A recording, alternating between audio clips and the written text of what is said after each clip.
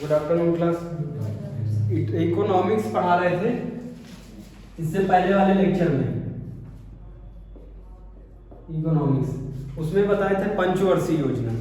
जब हमारा देश आजाद हुआ, ये देखो भारत, जब भारत आजाद हुआ 1947 में, तो हमको भारत के लिए भविष्य निर्माण करना था कि भारत हमारा कैसे चलेगा।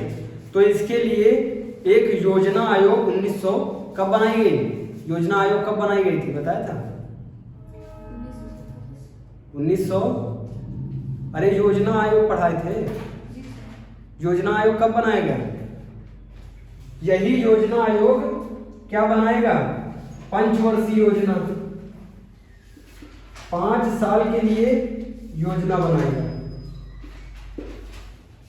बताओ योजना आयोग किसी को नहीं आता?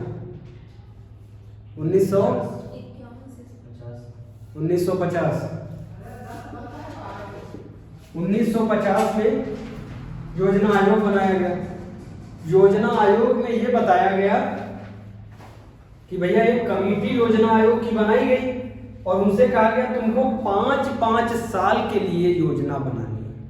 तो बताओ 5-5 साल के लिए अगर योजना बनाएंगे तो उसको पंचवर्षीय योजना कहेंगे नहीं कहेंगे? तो हमने बता दिया था पंचवर्षीय योजना। प्रथम पंचवर्षीय योजना 1951 से 1956। सेकेंड पंचवर्षीय योजना कब तक? 5 साल और आगे बढ़ाओ, 56 से 61।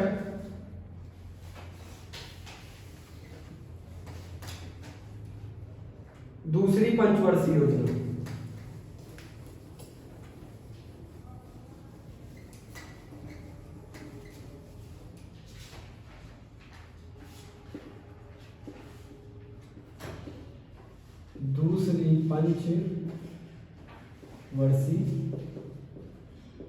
योजना, इसको इंग्लिश में कहते हैं 5 ईयर प्लान। ठीक है, 5 ईयर प्लान। दूसरी पंचवर्षीय योजना 1956 से 1961। पहली वाली पंचवर्षीय योजना में विशेष ध्यान किस पे दिया गया? कृषि पे।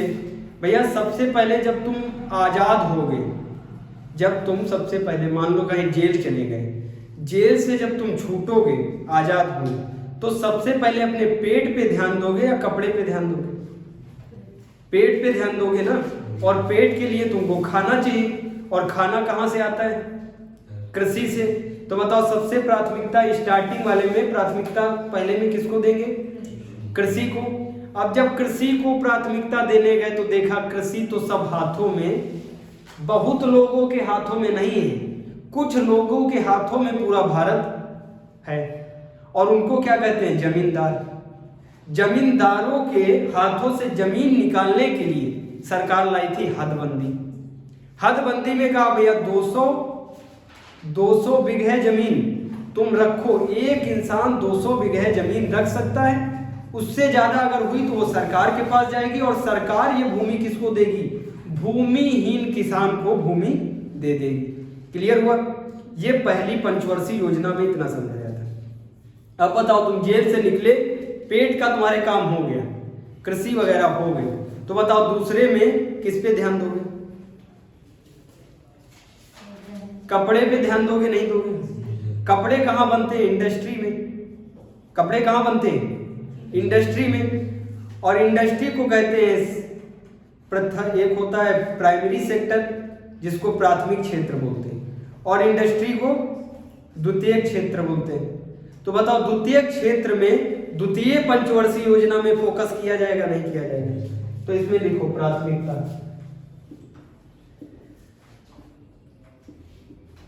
प्राथमिकता पहले में खाने का काम हो गया, तो बताओ दूसरे में पहनने का काम करेंगे नहीं करेंगे?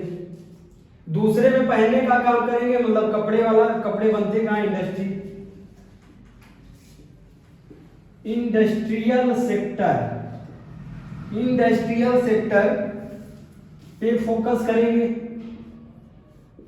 इंडस्ट्रियल सेक्टर पे फोकस करेंगे।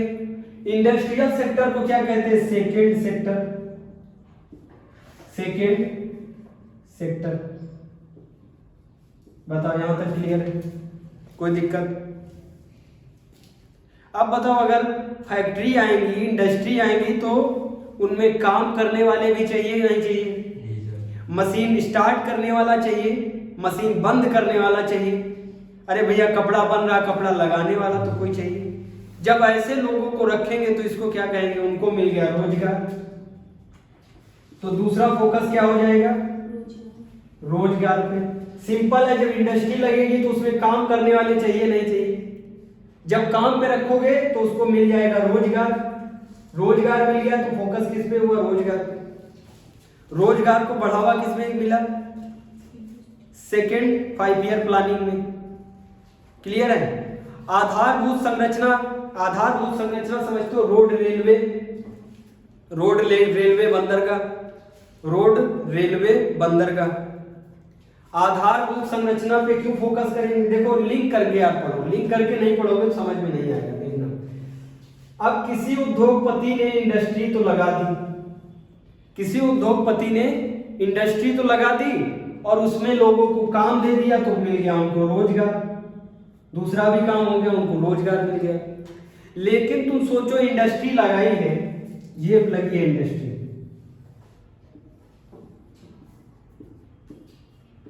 ये इंडस्ट्री बना दी है, ध्यान से सुनना। इंडस्ट्री यहां लगी हुई है, ये इंडस्ट्री है पार्ले बिस्किट की, ठीक है? ये इंडस्ट्री पार्ले की है। अब बताओ, इसमें पार्ले बनाने वाले लोग होंगे नहीं होंगे? जो मशीन पे काम करेंगे पार्ले बनाने का, उनको मिल गया रोजगार। जो मशीन लग गई उसको कहेंगे इंडस्ट्री। दोनों क्लियर हुए? अब यहाँ पे पार्ले भी बन गया, लेकिन पार्ले ले जाने के लिए, पार्ले जी ले जाने के लिए रोड होनी चाहिए नहीं होनी चाहिए? अब मान लो रोड नहीं है, रोड नहीं है, मिट्टी है, रोड नहीं है, मिट्टी की रोड है। ये मिट्टी की रोड है, बारिश हो गई तो बताओ यहां से ये जो भी जिस पे लदा हुआ है डाला ट्रैक्टर, जिस पे भी है ट्रक पे, ये ट्रक निकल पाएगा? बताओ, ट्रक निकल पाएगा? इंडस्ट्री से ट्रक जा पाएगा? बारिश हो जाए मिट्टी पे तो ट्रक जा पाएगा? नहीं जा पाएगा। इसलिए इनको क्या बनाना पड़ेगा? रोड। रोड बनानी पड़ेगी नहीं बनानी पड़ेगी? रोड बनानी पड़ेगी। अब ये ट्रक आगे जाके इसको ट्रेन में रखना है। ट्रेन को क्या कहते हैं? रेलवे। Road, railway. तो बताओ, रोड रेलवे का निर्माण करना पड़ेगा नहीं करना पड़ेगा? रोड रेलवे का निर्माण हो गया, समझना। अब इनको दूसरे देश पहुंचाना है, दूसरे देश पहुंचाना है। इनको ईरान भेजना है पार्ले जी। पार्ले जी कहां भेजना है? ईरान। तो ईरान कैसे जाएगा? या तो वो हवाई मार्ग से जाएगा, हवाई जहाज से जाएगा, और या फिर वो जल मार्ग से जाएगा। जल मार्ग ज्यादा सस्ता है, ज्यादा बेटर है, आराम से, ठीक है? तो बताओ, जल मार्ग में क्या चलते हैं? जल वाले जहाज, जिनको क्या बोलते हैं? शिप्स। अब ये जहां जहाज खड़े होते हैं, जहां जहाज खड़े होते हैं, जहां पे इन पे लादा जाता, पार्ले जी लादा जाएगा, उस स्थान को क्या कहेंगे? पोर्ट, बंदरगाह। तीनों बातें आ गई नहीं आ गई? तो बताओ, इनको रोड बनवानी पड़ेगी, रोड बनवानी पड़ेगी। रेलवे का सुसज्जित करना पड़ेगा नहीं करना पड़ेगा? हो गया क्लियर। अब बताओ, बंदरगाह बनवाना पड़ेगा नहीं बनवाना पड़ेगा? तीनों बने नहीं बने? इसी रोड, रेलवे, बंदरगाह को कहते हैं आधारभूत संरचना। आधारभूत संरचना। आधारभूत संरचना में क्या आता है? उसका देखो नाम ही है आधार। आधार होता है बेस। अगर बेस नहीं बना तो काम नहीं चल पाएगा। क्लियर हुआ? अब इस इंडस्ट्री में बड़ी बड़ी इंडस्ट्री कौन सी लगाई गई लिखना। भिलाई दुर्गापुर, भिलाई दुर्गापुर राउरकेला, भिलाई दुर्गापुर, भिलाई क्षेत्र है, दुर्गापुर है, राउरकेला।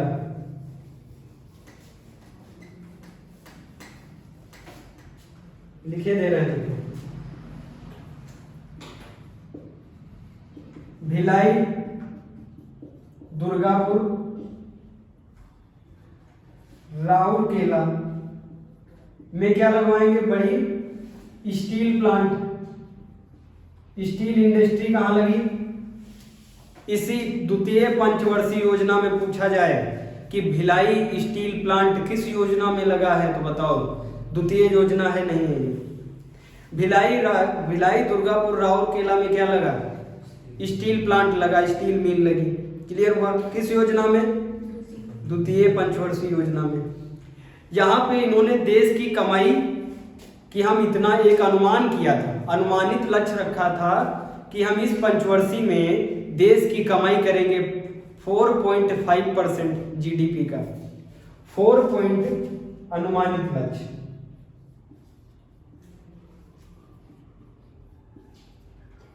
कितना रखा था? 4.5% जीडीपी, और इनको मिलेगा 4.3%। मिला कितना? प्राप्त लक्ष्य 4.3% जीडीपी का। जीडीपी मतलब देश की कमाई। देश की कमाई कितनी हुई? 4.3%। ज्यादा घटे नहीं, पॉइंट से 2%। क्लियर हुआ? तीसरी पंचवर्षीय योजना डाली। पंचवर्षीय योजना समझ में आ रही? भाई तुम जेल से आजाद हुए, जब जेल से तुमको जेल में हो तो तुम कैद में हो, कैद से जब तुम छूटे तो तुम स्वतंत्र हुए। उसी प्रकार भारत कैद में था किसकी? अंग्रेजों की। अंग्रेजों की कैद से जब छूटेगा तो सबसे पहले वो पेट पे ध्यान देगा या बताओ कपड़े पे ध्यान देगा? पहले पेट पे ध्यान देगा। पेट पे ध्यान देगा मतलब खाना। खाना कहाँ से आता है? कृषि से। तो पहला फोकस होगा कृषि पे। क्लियर हुआ? और दूसरा फोकस किस पे होगा? अरे बढ़िया, तुमको पेट बढ़िया भरा हुआ है तो बढ़िया पहनने वाला भी होना चाहिए। कपड़ा बनेगा इंडस्ट्री में। तो बताओ इंडस्ट्रियल क्षेत्र पे किस योजना में फोकस किया? सेकेंड में फोकस करेंगे। अब आगे बढ़ो, तीसरी पंचवर्षीय योजना डालो।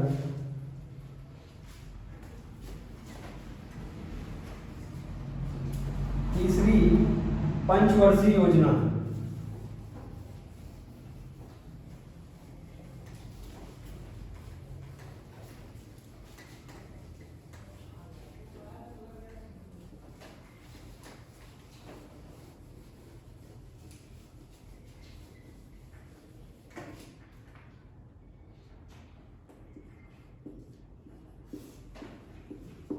तीसरी पंचवर्षीय योजना। डेट बताओ। 1961 से 1966। ठीक, 1961 से 1966, 1966। क्लियर है? 5 साल आगे बढ़ा। ध्यान देना। इसमें अब बताओ पेट का काम हो गया, कपड़े का काम हो गया। जब पेट का काम हो गया भैया, बढ़िया तुम्हारे पास पहनने वाला है, बढ़िया पहनने वाला, पेट भी भरा है, तो तुम बताओ ऐसे सीना तान के चलोगे? नहीं चलोगे? एकदम जलवे में चलोगे? नहीं चलोगे? उसी को इकोनॉमिक्स में कहते हैं जलवे में रहना, मतलब आत्मनिर्भरता। किस पे फोकस करेंगे? आत्मनिर्भरता पे डालो प्राथमिकता। प्राथमिकता किसको दी? आत्मनिर्भरता। आत्मनिर्भरता का मतलब है जो चीजें हम अपने देश में बना सकते हैं। भैया ये मार्कर हम अपने देश में बना सकते नहीं बना सकते? तो हम ईरान, इराक, अमेरिका से क्यों खरीदें? समझ में आ रहा है? जब हम अपने देश में ये मार्कर बना सकते हैं, डस्टर बना सकते हैं, समझना, तो हम दूसरे देश से क्यों सहारा लें? जब दूसरे देश से सहारा ना लो, वो चीज खुद बना सकते हो, तो उसको क्या कहोगे? हम आत्मनिर्भर हैं, हम खुद निर्भर हैं ये बनाने में, तो उसको इकोनॉमिक्स में क्या कहेंगे? आत्मनिर्भरता। किस पे फोकस किया? आत्मनिर्भरता पे। अनुमानित लक्ष्य था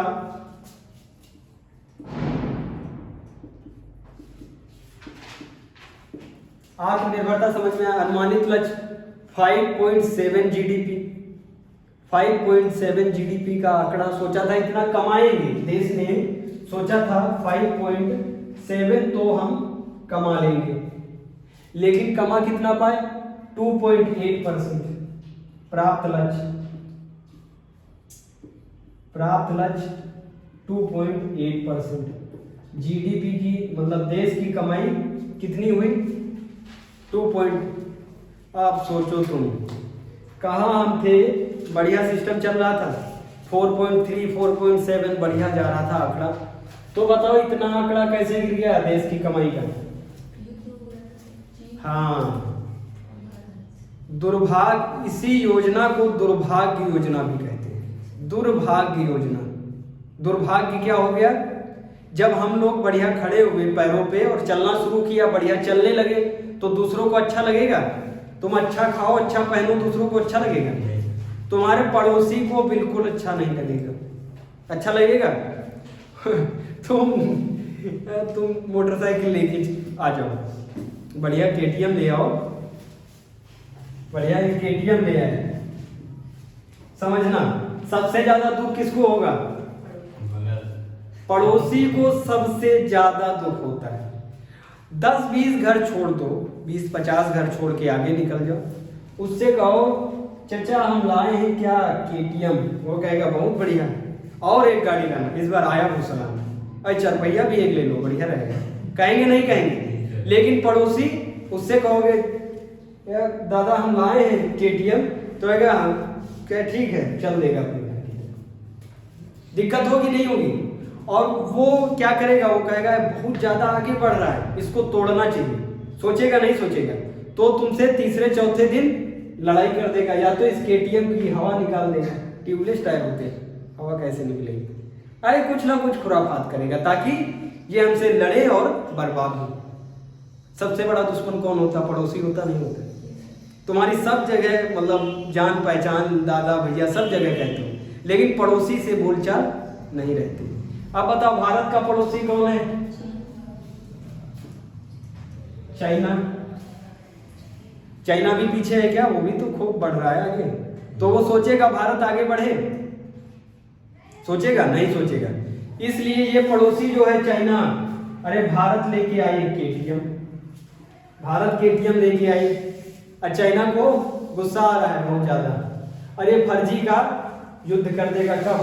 1962 में, इंडिया वर्सेस चाइना।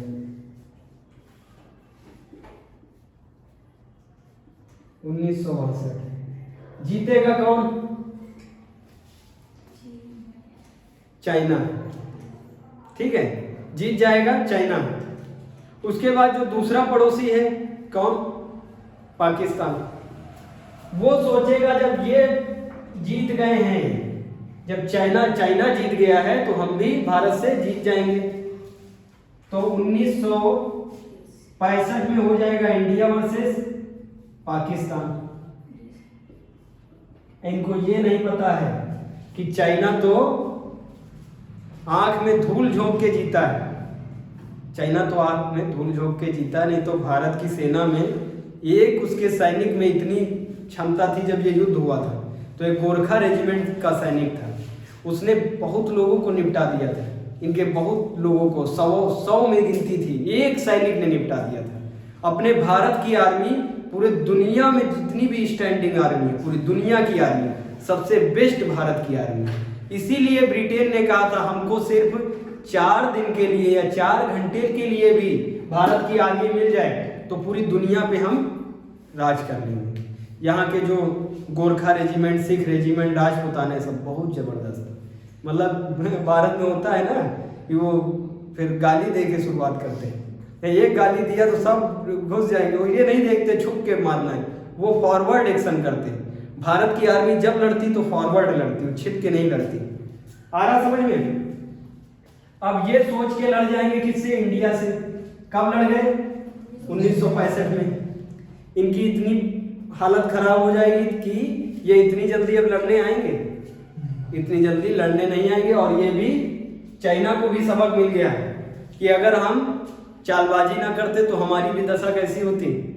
पाकिस्तान जैसी। समझ में आ रहा है? अब देखो इसकी डेट देखो, 1962 1965, और यहाँ पंचवर्षीय योजना की डेट देखो 1961 से 66। इसी पंचवर्षीय योजना में दोनों युद्ध हुए नहीं? जब भी युद्ध होगा, छोटा हो या बड़ा, देश को हानि उठानी पड़ेगी। क्लियर है? देश को हानि होगी होगी। तो बताओ, देश को हानि हुई, उसकी कमाई कितनी आ गई? 2.8%। क्लियर हुआ? अब जब इतनी ज्यादा ये कमाई घट गई देश की, तो इसके बाद अब पंचवर्षीय योजना नहीं लाई जाएगी। 3 साल का अवकाश रखा जाएगा। अवकाश समझते हो? छुट्टी। योजना आयोग की अगर छुट्टी हो जाए तो उसको कहते हैं योजना अवकाश। योजना आयोग हमने कहा योजना आयोग, सॉरी, पंचवर्षीय योजना जो योजना आयोग बनाता है। बताओ, पंचवर्षीय योजना की छुट्टी कर देंगे तो उसको क्या कहेंगे? योजना अवकाश। समझ में आ रहा है? छुट्टी का मतलब ये नहीं होता कि तुमको हम स्कूल से निकाल दिए। छुट्टी का मतलब ये है। अवकाश का मतलब है कुछ दिन के लिए होल्ड पे रखें तुमको, फिर आओगे। 3 साल के लिए योजना अवकाश कर दिया जाएगा। तो इसमें डेट बढ़ाओ 3 साल की। 1969। अब तक रहेगा क्या? अवकाश रहेगा। अवकाश के बाद फिर स्कूल खुलेगा नहीं खुलेगा? जब अवकाश के बाद स्कूल खुला तो पंचवर्षीय योजना आई। पंचवर्षीय योजना की डेट क्या होगी? इसी डेट से आगे बढ़ा दो, इसी डेट से आगे बढ़ाओ 5 साल, उसको डाल दो चौथी पंचवर्षीय योजना।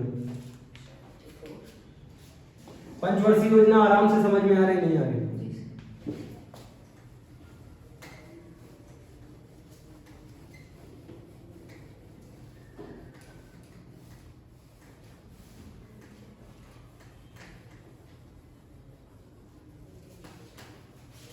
Fourth 5 year planning, fourth 5 year planning, चौथी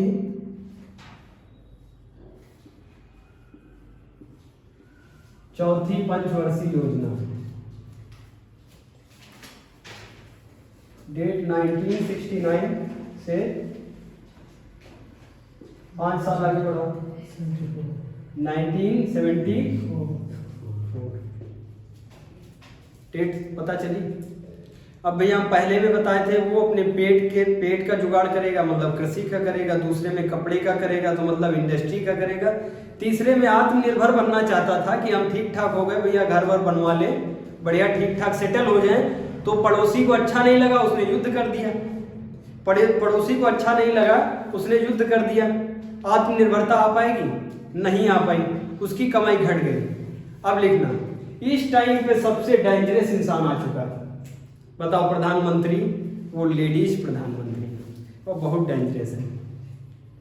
तो वो अपने आगे किसी की नहीं सुनती, वो एकदम चुलबुल पांडे वाली।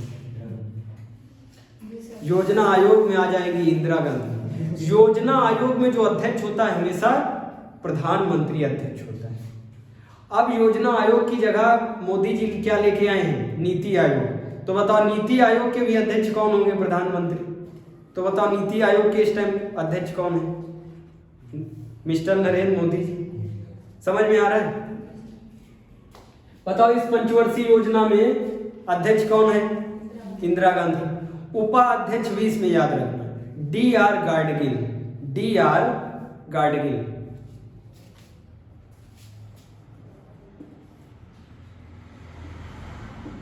अध्यक्ष हैं इंदिरा गांधी, उपाध्यक्ष हैं DR गाडगिल। समझ में आ रहा नहीं आ रहा? अब तुमको फिर रिकॉल करो, पहले में हमको मिला खाना, दूसरे में मिला कपड़ा, तीसरे में हम सोच रहे हैं घर बन जाए, लोगों ने विवाद कर दिया, पड़ोसी ने विवाद कर दिया, घर नहीं बन पाया, आत्मनिर्भरता नहीं आ पाई। तो बताओ, अब हम विकास अपना करना चाहेंगे नहीं करना चाहेंगे? अब हम विकास की तरफ बढ़ना चाहेंगे नहीं बढ़ना चाहेंगे? फिर से हमारा घर बन जाए, है ना, और हमसे किसी से लड़ाई ना हो, ऐसा होगा नहीं होगा? तो बताओ, इसमें फोकस किस पे किया जाएगा? आर्थिक विकास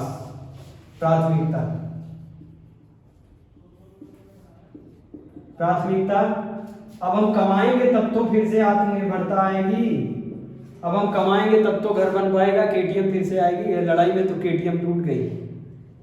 समझ में आ रहा? आर्थिक विकास, प्राथमिकता किसको दी गई? आर्थिक विकास को। स्थिरता के साथ विकास, स्थिरता के साथ विकास का मतलब है ऐसा इस बार विकास करेंगे, इस बार ऐसा आगे बढ़ेंगे कि अगर युद्ध भी हो गया हमसे तो हम टूटेंगे नहीं, अगर पड़ोसी झगड़ा भी करेगा तो घर तो बन के रहेगा। ऐसा इस बार विकास करेंगे, उसको कहते हैं स्थिरता के साथ विकास।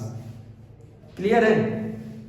प्राथमिकता आर्थिक विकास, आर्थिक मतलब पैसा, पैसे को बढ़ाना। क्या हुआ? आर्थिक विकास।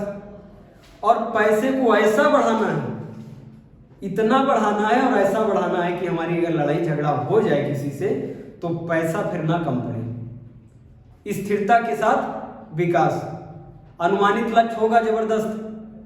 अरे भैया आर्थिक विकास पे फोकस कर रही हैं मैडम जी इंदिरा गांधी, तो इसको अनुमानित लक्ष्य देंगे 5.6%। देश की कमाई का लक्ष्य रखा 5.6%।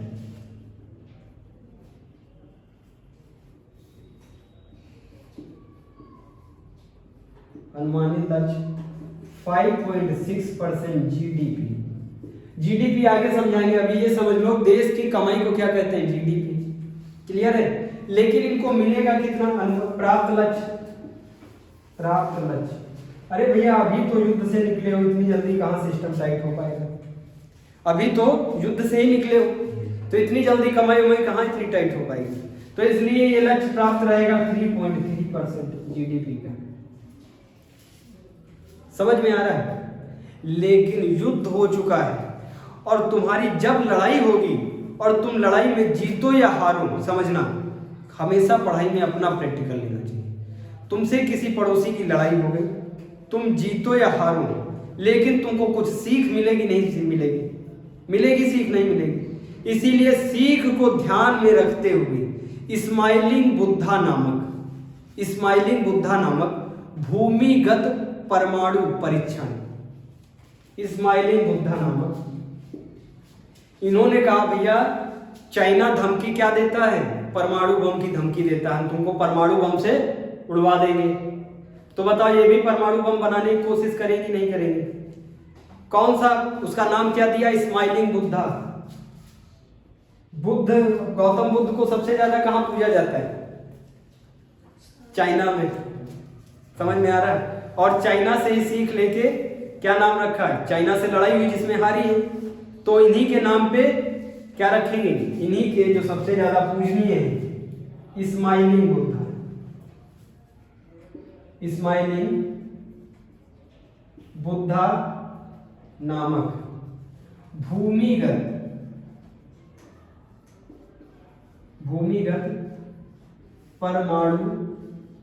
परमाणु परीक्षण। बताओ स्माइलिंग बुद्धा नामक परमाणु परीक्षण कब हुआ? किस पंचवर्षीय योजना में हुआ? क्लियर है? गरीबी हटाओ नारा कब दिया जाएगा?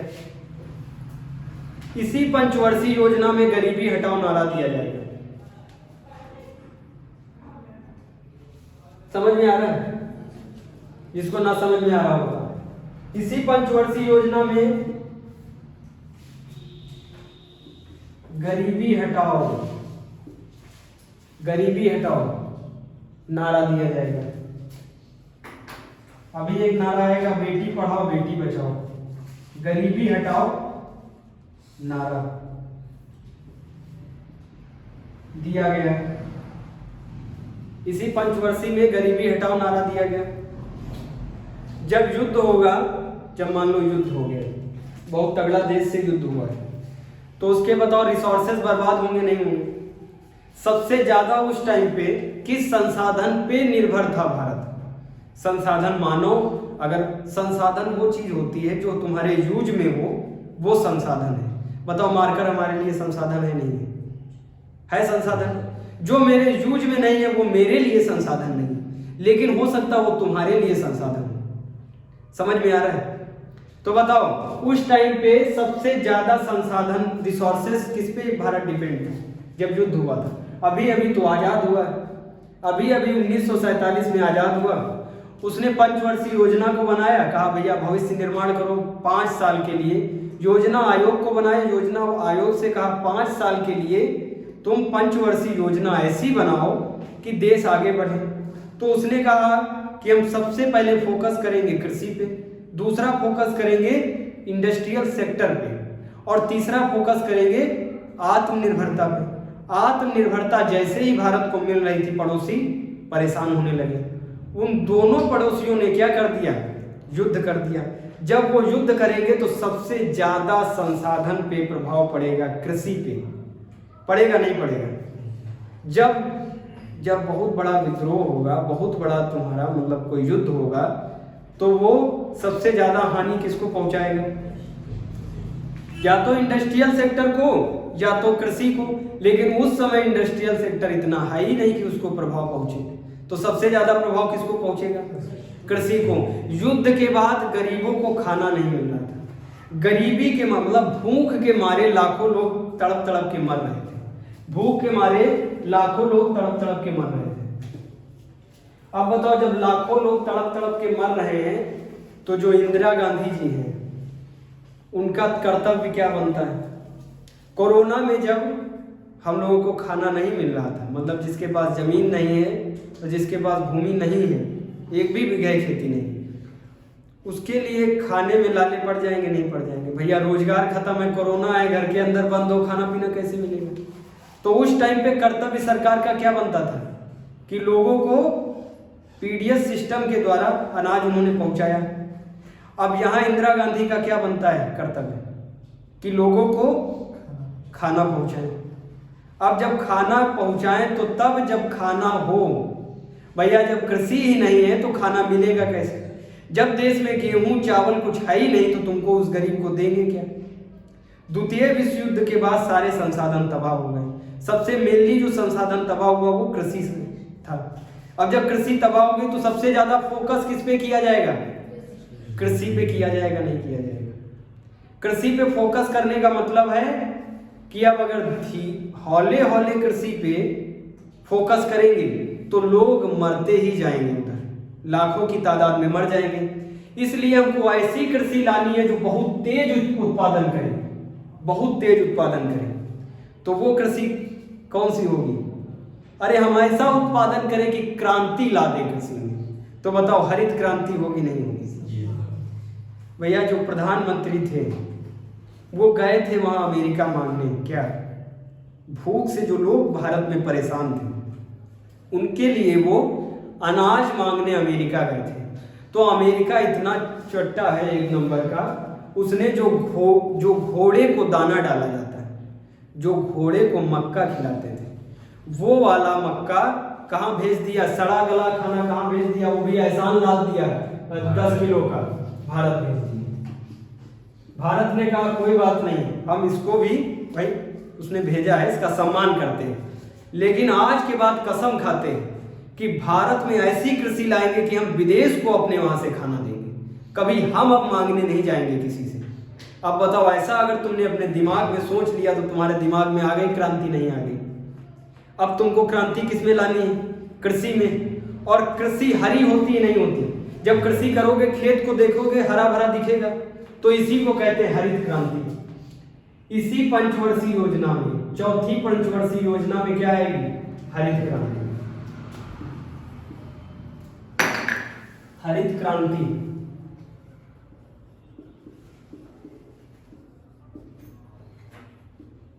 हरित क्रांति आएगी। इसमें कृषि में उच्च उत्पादकता वाले अब देखना, थोड़ा दिमाग लगाना, ये बायो का थोड़ा पार्ट है। जो गेहूं की बीज है, पहले गेहूं की बीज देखना कैसे बोई जाती थी, हरित क्रांति से पहले कैसे बोई जाती थी, ध्यान देना। खेत में गेहूं हुआ 100 किलो हुआ, एग्जाम्पल 100 किलो हुआ गेहूं, 1 क्विंटल 100 किलो हुआ, इसमें से 90 किलो उस परिवार ने कंज्यूम कर लिया, उस परिवार ने 90 किलो अपने पालन के लिए यूज किया, 10 किलो बचाया कि अगली बार इसी को बोएंगे। क्लियर है? इसी को बोएंगे। अब बताओ ये जो 10 किलो बचाए हैं ये अच्छी उत्पादकता वाला है? अच्छी उत्पादकता वाला नहीं है। अब साइंटिस्ट इनसे कह रहे हैं बाबू 10 किलो हमको दे दो, और 10 किलो लेगा और इसमें साइंस अपनी लगाएगा, इसमें से जीन निकाल लेगा, इसमें से जीन निकालेगा और इसमें मैन्युपुलेट कर देगा, जीन को मैन्युपुलेट कर देगा, इसको अच्छी उत्पादकता वाला। समझ रहे हो? मान लो झारखंड में ऐसा गेहूं है जो 1 बीघे में 10 क्विंटल होता है। झारखंड में ऐसा गेहूं है जो 1 बीघे में 10 क्विंटल होता है। उत्तर प्रदेश में 1 क्विंटल होता है। झारखंड वाले गेहूं से जीन निकाल लेंगे साइंटिस्ट, जीन निकाल के 10 क्विंटल वाला जीन कहां लगा देंगे? उत्तर प्रदेश वाले गेहूं में 10 क्विंटल वाला लगा देंगे, और यही गेहूं उठा के हम उनको दे देंगे। कहेंगे अब इसको बो जाके, अब तुम्हारे खेत में 100 किलो नहीं होगा, 1000 किलो होगा गेहूं, गारंटी। कौन कह रहा है? साइंटिस्ट कह रहे हैं। इसी को कहते हैं जीन में मैन्युपुलेट कर देना, जीन को बदल दिया। बायो में जब पढ़ाएंगे क्रोमोसोम होता है, डीएनए में क्रोमोसोम में होता है, सॉरी क्रोमोसोम में होता है डीएनए में होती है जीन। अब ये जो लिए हैं, ये जो गेहूं का बीज लिए हैं, इसको देखेंगे, इसकी सेल को पकड़ेंगे, सेल में से पहले क्या निकालेंगे? क्रोमोसोम। क्रोमोसोम के अंदर से निकालेंगे डीएनए, और डीएनए के अंदर एक धागा है, डीएनए के अंदर एक धागा है जिस पे काले कलर से स्पॉट पड़े हैं। वही डिसाइड करता है कि तुम कितने लंबे होगे, कितनी उत्पादकता होगी, क्या क्वालिटी होगी, जीन डिसाइड करता है। अब इस गेहूं की जीन निकाल लेंगे और अच्छी वाली जीन इस गेहूं में डाल देंगे, अच्छी वाली जीन गेहूं में डाल देंगे, खराब वाली जीन निकाल के फेंक देंगे। समझ में आ रहा है? और यही 10 किलो गेहूं उसी गरीब परिवार को दे देंगे, उसी गरीब परिवार को उसका 10 किलो गेहूं साइंटिस्ट विधि से चेंज करके दे देंगे। अब ये जब 10 किलो इस बार बोएगा तो उसको बहुत ज्यादा गेहूं होगा, तो इसी को क्या बोलेगा? हम तो एकदम हरिहर हो गए। कहेगा नहीं कहेगा? इतनी जबरदस्त खेती हुई है कि हम एकदम हरिहर हो गए, इसीलिए इसको क्या कहेंगे? हरित क्रांति। और ये जो बदलाव किए, बदलाव करके जो गेहूं बनाए हैं, इसको कहते हैं हाई यील्डिंग वैरायटी क्रॉप। ये क्रॉप ना रहे तो HYV टाइप का गेहूं और धान बनाएंगे। हाई यील्डिंग वैरायटी वाला लिखो, हाई यील्डिंग वैरायटी धान और गेहूं। क्रॉप में धान, गेहूं, चना सब आते हैं। ऐसा बनाएंगे, ऐसा बना के किसको दे देंगे? HYV टाइप का। गेहूं चावल को चेंज किया, उसकी जीन को निकाला, बदल दिया, अच्छी उत्पादकता वाला दे दिया उनको। क्लियर हो रहा है? पहले ये लोग कैसे गेहूं बोते थे? देसी विधि। देसी विधि मतलब जितना खेत में हुआ, अभी भी होता है बहुत जगह पे, बहुत जगह पे जितना होता है उसका 2-3 किलो बचा लेते, 3 किलो 4 किलो बचा लेते, और उसके बाद वही दूसरे साल बो देते। इसी को कहते हैं हाईब्रिड। हाईब्रिड वाला है नहीं, इसकी जो ब्रीड है उसको हाई कर दिया, तो इसको कहोगे हाईब्रिड। अब खेतों में कौन सा गेहूं चावल बोया जाता है? कहते हैं मार्केट से लेके आओ हाईब्रिड वाला, और देसी में, देसी भाषा में उसको कहते हैं हाइब्रिड। हाइब्रिड गेहूं बोया जाता है। हाइब्रिड गेहूं में क्या होता है? उसको साइंटिस्ट ने बदल दिया है, उसको सारी क्षमता दे दी। क्षमता मतलब वो धूप, उसको एक समय पानी भी नहीं मिला तब भी वो जिंदा रहेगा, धूप नहीं मिली जिंदा रहेगा। जब काटा जाएगा तो उत्पादकता बहुत ज्यादा होगी। उसी को क्या कहते हैं? हाई यील्डिंग वैरायटी वाला क्रॉप। वैज्ञानिक ने ये चेंज किया। अब और ये क्या करेंगे? फर्टिलाइजर, हिंदी में कहते हैं उर्वरक। उर्वरक, कीटनाशक दवा, सिंचाई में अच्छा प्रबंधन। अरे भैया खाली गेहूं से काम चल जाएगा? इसको गेहूं को पानी भी तो चाहिए होता है 1-2 बार, चावल को तो बहुत चाहिए होता है। अब बताओ सिर्फ इनको चावल दे के भेज देंगे तो इनको सिंचाई उचाई करने के लिए तो पैसा है नहीं इनके पास। सिंचाई की सुविधा, उर्वरक, कीटनाशक, ये सब मुहैया कौन करवाएगा? सरकार। अब जब इन लोगों से कहेगी ये सब मुहैया करवा रहे हैं, हमको चाहिए 10 रुपया, हमको 10 रुपया दे दो उर्वरक का, लेकिन गरीब के पास 10 रुपए भी नहीं है, गरीब के पास 10 रुपए भी नहीं है, तो इसको फाइनेंस कर देंगे। इसी फाइनेंस को क्या कहते हैं? फाइनेंस दे दे या तुमको लोन देगी, बैंक लोन देगी कि उर्वरक ले जाओ तुम हमारे वहां से, पैसे बाद में दे देना, लोन देगी गरीबों को। क्लियर हो रहा? इसी पंचवर्षीय में आएगी 14 बैंकों का राष्ट्रीयकरण होगा। इसी पंचवर्षीय, चौथी पंचवर्षीय योजना में 14 बैंकों का राष्ट्रीयकरण होगा।